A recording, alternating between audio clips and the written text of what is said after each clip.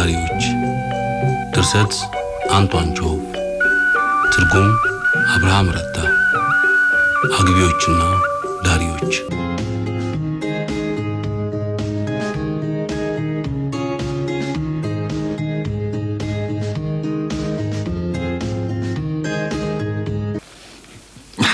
ሚልኬን ሚስት ማግኘትህን ሰማንልህ እንኳን ደስ ያለ መቼ ነው ታዲያ ድግስ የምታበላን የትኛው ቂል ነው ይህን ወሬ ፈጥኖ በመንዛት ላይ ያለው ለመሆኑ አንተ ከየት ሰማ አገር ነው ያወራለው ቆይ መደበቁ ለምን አስፈልገ በቅርቡ በተግባር ለሚረጋገጥ ደግሞ ነገር ምን አለፋ አልታወቀ ይሆናል እንጂ ሁኔታ ራሱ እውነቱን እየተናገረኩ ነው ሙሉ ቀን የት ነው የምትውለው እናቱ ኮንትራሽኪን ቤት አይደለም በቁርስ ሰዓት ምሳ አረበራስ ሰዓት ሁሉ ለናስቲያ ራስ የደረስክላትን ግጥም ያንጎራጉርክላት ካጠገቧ መች ተለይተህ ታውቃለህ ንፋስ ለመቀበል ስትወጣ አጠገቧ ትታያለህ ከአንዴም ሁለቴ ውድ የሆኑ የአበባ ጥቅሎችን ተበድረ ገዝተህ እንደወሰድክላት ሁሉም ሰምቷል በቀደም ዕለት ደግሞ አባቷን አገኘኋቸው እና ሁሉም ነገር ያለቀ መሆኑን ጋብቻውን በቅርብ ቀን እንደሚከናወንና እስካሁንም የዘገየው አንተ መኖሪያን ከገጠር ወደ ከተማ እስክታደርግ ያው ጊዜ ለመስጠት ተብሎ መሆኑን ነግረውኛል መቼም አምላክ ካንተ ጋር ይሁን ይሁን ካንተ ይልቅ እኔ ነኝ ደስ ያለኝ 7 ልጃገረዶች በሳሎናቸው ያንጋጉ ችግር ላይ ለነበሩት ለአባታቸው መልካም አጋጣሚ መሆኑ ቢያንስ አንዲቷን በላተኛ ስትቀንስላቸው ችግራቸውን ተካፈልክላቸው ማለት አይደለም አቃልጣዎች ናስቲያን ልታገባ ነው ስትለኝ አንተ 9ኛ ወይም 10ኛው አሉባልተኛ ነው ማን ነው ይህን ወሬ እየዞረ የሚያራግበው በርግጥ በቀን አንዴ ቤታቸው ይሄዳለሁ እራት መብላቴም እውነት ነው ነፋስ ለመቀበል ስትወጣ አብሬያት መሄዴም አይካድም ለወሬው ምክንያቱ ይሄ ከሆነ በቃ እዚያ መሄዱን ማቋረጥ ነው ከዛ በኋላ ወሬኛው ሁሉ ምን እንደሚያወራት ይታያል በተለይም ይሄን ወሬ እየዞረ የሚያወራውን ያ ድንጋይ ራስ የህግ አማካሪ አባቷን ነገ በጠዋት ሄጄ እውነቱን እንዲያወጣ ጠይቋለሁ አለቀው የተመኘው እንደማይሳካለትና ለከእንግዲሁም ተስፋ እንዲቆርጥ ፊት ለፊት ነግሯለሁ ሚልኪን በማግስቱ ሲገሰግስ ከታማባት ልጃገረድ አባት ከህግ አማካሪው ካቶ ኮንድራሽኪን የንባብ ክፍል ደረሰ የናሲቲያ አባት መልካም አቀባበል ቢያደርግለትም ሚልኪን ረጋ ብሎ ማስረዳት ሲገባው ተቆጣ ስሜቱን አዘግይቶ ለመግለጽ እንኳን አቃተው እንደምን ሰነበት ውዱ እንግዳዬ እንዴት ነው ዝግጅቱ መቼም ይችን ቀዘባህን ሰው እንዳይነጥቅህ መፋጠን እንዳለበት እንደምትገምት ይሰማኛል እዚህ ብዙ የምትቆይብህ ከሆነ አንዱ እንዳይቀማህ እሰጋለሁ የጉሴብ ቤተሰቦች እንደደረሰች የብርቱካን ፍሬ ሊቀጥፉብህ ማሰፍሰፋቸውን መቼም ሳትረዳ አልቀረህም የመጣሁት የእሷንና የጋብቻን ፍሬ ከርስኪ ለመስማት አይደለም እርሶን ለማነጋገር ነው የመጣሁት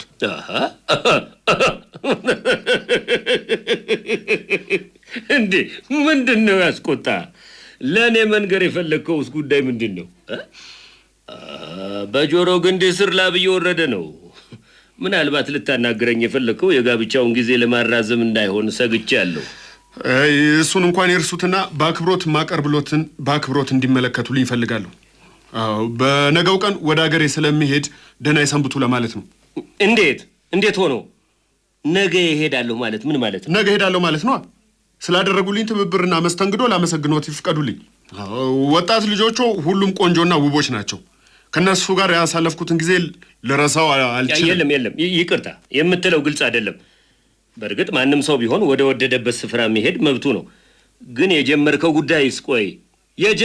ጉዳይስ ከጉዳዩ ማፈግፈግ አይመስልብህም አልገባኝም በምን መንገድ ነው ማፈግፈግ የሚለውን ቃል የተጠቀሙት እንዴ ክረምቱን በሙሉ እዚህ ነበርክ ምግብና መጠጥ መዝናናት ሙሉ ቀን ቁርስ ምሳ እራትህ እዚህ ነበር የቀኑ አልበቃህ ብሎ ሌሊቱን ከልጃገረዶቹ ስር አጠፋም ነበር ዛሬ ድንገት መተህ ነገ ጠዋት ሊሄድ ነው ደህና ሆኑ ትላለህ ምንድን ማለት ነው ይሄ አሁን ማፈግፈግ ያልኩ ለትህትና ነው ካልክስ ይሄ ክህደት አይደለም እንዴ እኔ ምን ቃል ገባሁና ነው ክህደት የሚሉት በርግጥ ሚስት ፈልጋለሁ ብለህ የጋብቻ ጥያቄ ፊት ለፊት አላነሳህም ግን ይታይብህ የነበረው ሁኔታ በቃላቱ ከመጠየቅ በላይ ይናገር ነበር እኮ እንዴ ሌላውን ተወቆይ ክረምቱን በሙሉ ቀለብህን ቻልን በእያንዳንዷ ሌሊት የናስቲያን እጆች ከእጆችህ አቆላልፈ በየመናፈሻው ይዛሃት ስትዘዋወር ከረምክ እና ይሄ ምንም ያለ ማለት ምልክት ነው።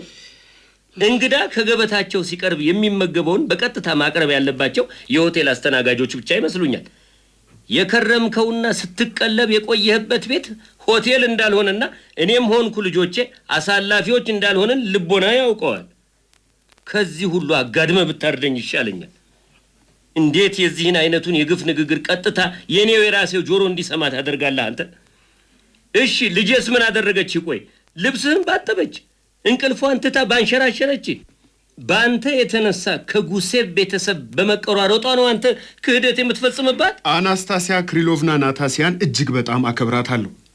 ስላደረገችልኝ ውለታዋን እማረሰው ቢሆንም ግን አክብሮቴ ለጋብቻ እንድመኛት አልገፋፋኝም።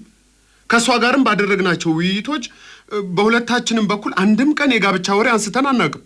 እንዲያውም በብዙ ጉዳዮች ከምንግባባባቸው ማንግባባባቸው ሀሳቦች ይበልጣሉ። በዚህ አይነት የማይግባቡ ሰዎች እንዴት ሆነው ሊጋቡ ይችላሉ? አረ ሰው ጉድ ይልሃል አንተ። ምን ሆነዋል? ለክህደትህ ይሄን ምክንያት ብሎ የሚቀበልህ ማንንም አታገኝም። ስማኝ የኔ ልጅ፣ ለመሆኑ የት ሀገር ነው ከባሏ ጋር አንድ አይነት አስተሳሰብ ይዛ የምትግባባ ሚስት የምትገኘው? በጭራሽ ሆኖ የማያውቅ ታሪክ ነው የፈጠርከው። እነዚያ እንደ ሰላጣ የሚጣፍጡት አረንጓዴዎቹ የወጣትነት ወራቶች ትዝ አሉኝ። ልንገርህ፣ ማንም ሰው ሚስት ሲያገባ የግድ በመግባባት አይጀምርም። አብረው እየኖሩ ሁሉም ይስተካከላል። መንገድ እንኳን አዲስ እንደተሰራ መኪኖችን እንደ ልብ አያስሮጥም። እያደር እየተሄደበት ይገራል። በእርግጥ ያሉት ትክክል ቢሆንም ይሄን ምሳሌ ለናስቲያ ጋብቻ ጉዳይ ለማዋል በጣም ይከብደኛል። ትክክል አይደለሁም እኮ ግን። አዎ ናስቲያ ውብና ጠባይ መልካም ናት። እኔም ተቸግሬ ነው። የኔንም ችግር ይዩልኝ እንጂ ኑሮዬ የድህነት ነው።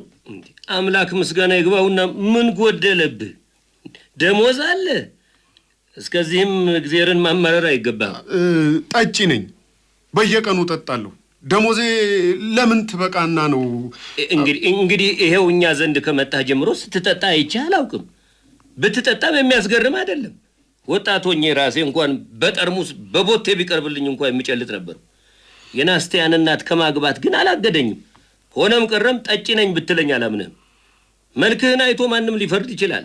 ማንም ሰው በጭራሽ አንተ መጠጥ ቀምሰህ ታውቃለህ አይልም። ይህ ሽማግሌ አልለቀቀኝም። ደግሞ የሚታለልለትን ሞኝ ይፈልግ። መጠጥ ብቻ ሳይሆን ሌላም መጥፎ አመል አለብኝ። ጉቦኛ ነኝ። ጉቦ? የኔ አንበሳ፣ ማን ነው ጉቦ የማይበላ? ይሄ አንተ ጠባይ ብቻ ሳይሆን የሁሉም ነው። አይዞህ አይዞህ አይዞህ። የተከበሩ ኮንድራሽኪን ክሪሎቭና፣ ብነግሮት ይደነግጣሉ ብዬ የደበቅኩትን ለመናገር እገደዳለሁ።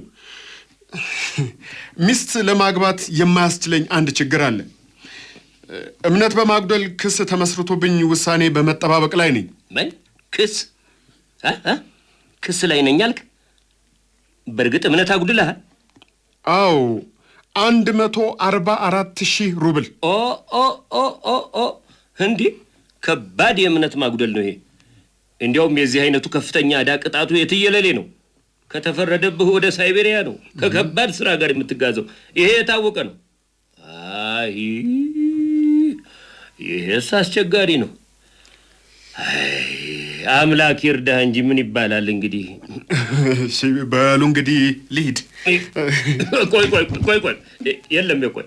በነገራችን ላይ እኔ እንዲህ አልኩ እንጂ ናስቲያ ያንተ ፍቅር ከበለጠባት እንኳንስ ሳይቤሪያና ገሃነምም ቢሆን አብራ ከመግባት የሚከለክላት ሕግና ደንብ እኮ የለም። ፍቅር ማለት እኮ መስዋዕትነት ማለት ነው። ሌላ ትርጉም የለውም። ይሄ ጉዳይ እንዲያውም ትዳራችሁን የበለጠ ሲያጠነክረው ነው የሚታየኝ። ሳይቤሪያ ራሱም የሚያስፈራ አይደለም ኑሮ፣ እንዲያውም ከዚህ የተሻለ ነው። እኔ ራሴ ልጆቼን ይዤ ወደዚያው ለመኖር እያሰብኩ ነበር። እንዲያውም ከሁሉ የተሻለ ትዳር እንደሚኖራችሁ ወለል ብሎ ነው የታየኝ። ምን አይነት መንቻካና ጨካኝ ነው! ልጁን ሰይጣንም ቢሆን እንዲወስድለት ሰይጣኑን የሚለማመጥ አባት ምን አይነት አባት ነው! በእምነት ማጉደል ሳይሆን በማጭበርበርም ጭምር ነው ፋይል የከፈቱብኝ። የለም ልዩነት የለውም። ቅጣቱ ያው ነው። ከሳይበሪያ አይዘልም። አይዞ ልስማው፣ ተናገረው፣ ድምፅህን ከፍ አድርገው። እኔ ካልሰማው ምን ዋጋ አለው? እዛው ብትጉመተመጥ። ያድምጡኝ። ሁሉንም ስነግሮት ይደነግጣሉ ብዬ የደበቅኩትን ትልቅ ሚስጥር ልንገሩት። ባኩን ምን እርሱን እንድናገር አያስገድዱኝ። ለእኔም ለእርሶም ለናስቲያይም ስሜት ጎጂ ነውና ተው ይቅር። ያንተ ሚስጥር አያስፈልገኝም። ምን ይጠቅመኛል? አትንገረኝ፣ በቃኝ። ይስሙኝ የተከበሩ። ሚስጥሩን ከሰሙና ማንነቴን ከተረዱ እርግጠኛ ነኝ አይደሰቱ። እንዲያውም ከተወሰነብኝ በኋላ ያመለጥኩ ፍርደኛ ነኝ። መንግስት ይፈልገኛል። ምን? በጭራሽ ይሄን አልጠበኩም። ምን አይነቱ እባብ ነው ባካችሁ! አስቀምጬ ቤቴ ስቀልብ የከረምኩ። በፈጠረ ከቤቴ ውጣልኝ። አይንህን ማየት አልፈልግም። በቃ ውጣልኝ። በሉ እንግዲህ ወደፊት ስመጣ ጠይቃችኋለሁ። ቆይ እንዳትወጣ። አንድ ሐሳብ ብልጭ ብሎልኝ ነው ሳስበው። ታዲያ ምን ችግር አለው? ለምን በመደበቁ አትቀጥልበትም? እንዴት ሆኜ? ስጋቱስ? መደበቂያ ቦታውስ? በቃ እስክትሞት በዚሁ መቀጠል ነው። እዚህ ማን ያውቃል? በአንተ ትህትናና ጠባይ ማን ነው ወንጀለኛ ነህ ብሎ የሚጠረጥር? አንተ እባክህ ዕድለኛ ነህ።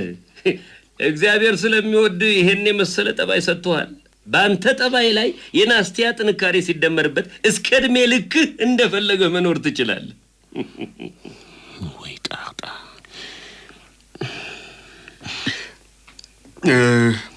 ክቡር ሆይ፣ እስካሁን በርህራሄ ያቆየሁለቱን አስደንጋጭ ዜና በትዕግስት ያድምጡኝ። ይሄን ሲሰሙ እርግጠኛ ነኝ እስካሁን ባለመስማቶ አምላክን እንደሚያመሰግኑ። ግድ ስለሆነብኝ ነው የምናገረው እንጂ ጨካኝ ስለሆንኩ አይደለም። በጠበልም በሐኪምም በባህል መድኃኒትም ሊድን ያልቻለ የአእምሮ ህመም አለብኝ። እብድ ነኝ ያላልኩት ለክብሮ የሚመጥን ቃል ባለመሆኑ ነው። ህጉም ቢሆን እብድ ያግባ አይልም። ይህን ያውቀው የለም መቼም። ኧረ ቅዱሳን ያለ ምን መዓት አመጣህ ልጄ! እብድ እንዴት ሆኖ ነው እብድ እንዲህ አመዛዝኖ መከራከር የሚችለው? ለማመን ይከብዳል። በጭራሽ አይመስለኝም። ሐኪሞች ሳይቀሩ የኔን ጉዳይ መጀመሪያ ለማመን ይቸገራሉ።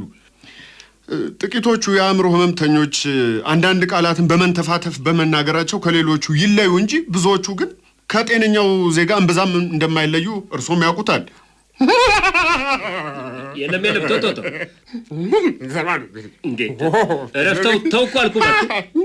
የምትለውን አላምንበትም። ስማ፣ ወደ እኔ አተንፍስ። ምን ሆኗል ይሄ? ኧረ ተው እባክህ። እኔ አላምንህም። ካላመኑ ይቀላል ነው። የሐኪም ማስረጃ ላመጣልዎት ዝግጁ ነኝ። ዶክተር በሚሰጠው ማስረጃ ያምኑ? በሐኪም ማስረጃ አምናለሁ፣ ግን አንተን ሳትሆን ትክክለኛው እብድ ሲያቀርብልኝ ረጅም ጊዜ አይወስድም። ፈቃደኛ ከሆኑ 1 ሰዓት ተኩል ባልሞላ ጊዜ ውስጥ የሕክምና ሰርተፊኬቱን በእጆ ላስገባ ዝግጁ ነኝ። ሚልኪን መልስ ሳይጠብቅ ባርኔጣውን አድርጎ እየሮጠ ወጣ። ከ5 ደቂቃ በኋላ አብሮ አደግ ጓደኛውን ዶክተር ፊትዮቭን በአድራሻው ሲያፈላልግ ሐኪሙ ከሚስቱ ጋር የተፈጠረውን የቤት ውስጥ ጭቅጭቅ ሸሽቶ ጸጉሩን ሲስተካከል ያገኘዋል። ውድ ጓደኛዬና የከተማችን ታላቁ ሐኪም ሆይ፣ ዛሬ ከአንድ ታላቅ ጉድ ታወጣኝ ዘንድ እርዳታን ለመጠየቅ መጣሁ። አርፌ የከረምኩባቸው ሰዎች ወጥመድ አብጅተውብኛል። ከዚህ ወጥመድ ለማምለጥ የአእምሮ ህመምተኛ መሆን ግዴታዬ ሆኗል። ይህ ሐምሌት ያመለጠበት መሳሪያ ለኔም አስፈላጊ ሆኗል። እንደምታውቀው አእምሮው የቀወሰ ሰው በህግም በሞራልም ሚስት እንዲያገባ አይገደድም እና እብድ ነው ብለህ የምስክር ወረቀት እንድጽፍልኝ በአብሮ አደግነት አደራህን እማጸናለሁ። ማግባት አትፈልግም ማለት ነው? እየነገርኩ። አዎ። እንደዚያማ ከሆነ እንዴት ብዬ ሰርተፍኬት እሰጥሃለሁ? ምን ማለት ነው እንዴ? እኔ እፈልጋለሁ እኮ። አላማህ ሚስት ላለማግባት እብድ ነህ በላይ ነው አይደለም? ትክክል። ኦኬ። ሚስት ለማግባት የማይፈልግ ማንም ሰው ብልህ፣ አዋቂና ጤነኛ እንጂ እብድ አይደለም። በእርግጥ ለማግባት ወስነ መጥተህ ጠይቀኝ ቢሆን ኖሮ አይኔን ሰላሽ በሰጠው ነበር። እና ለማግባት ስትወስን ና ወዲያው ጽፌ እሰጥሃለሁ። ለምን ያልከኝ እንደሆነ እኔ አሁን ጸጉሬን የምቆረጠው የሚስቴን ጭቅጭቅ ለመሸሽና ለመርሳት ቢያግዘኝ ብዬ እንጂ ጸጉሬ አድጎ እንዳይመስል።